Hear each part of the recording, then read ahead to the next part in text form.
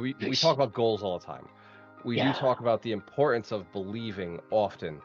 How do you visualize? What is it that you do? I'm a spreadsheet person, so I will go and Mhm. say I own X amount of units at X amount price, with X amount of equity, with X amount of leverage, with X amount of cash flow. And to me, that's my vision board. I map out what I want on a spreadsheet, and that works very well for me. My wife does not work that way.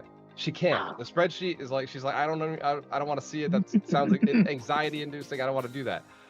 But Yes. she says I want $20,000 a month passive income.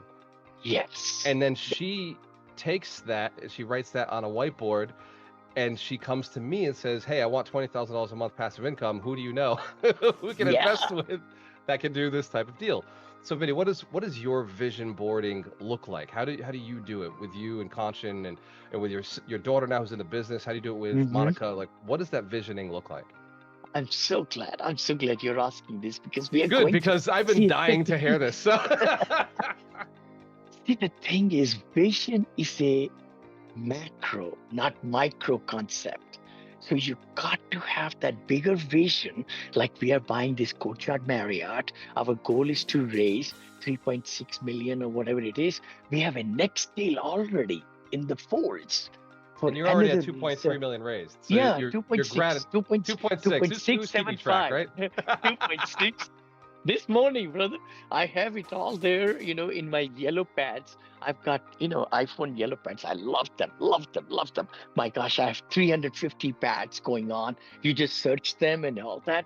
You can pin them also. That's a hack. You just pin them, it just comes right on the top. So the key thing is rather than writing on the yellow paper and all that stuff, I do it over here, and which is good.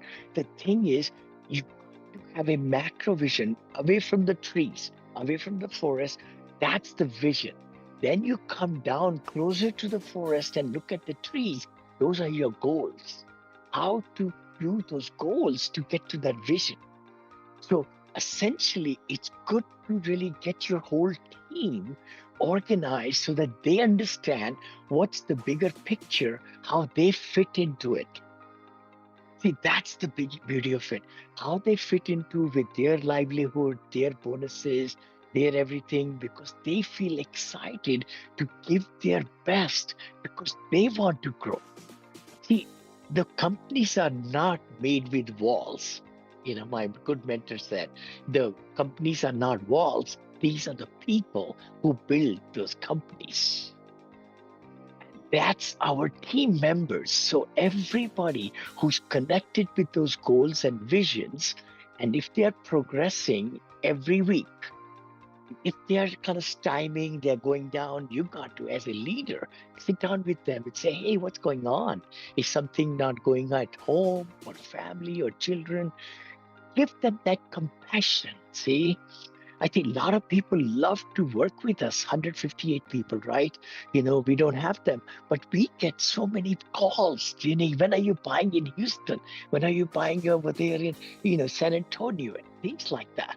Because they want to come and work with us. So Monil Premier Communities built a big name and then we sold them, and so forth. So I think the vision and the goal setting, after the vision comes the goals, which are measurable and achievable, stretchable goals with timelines.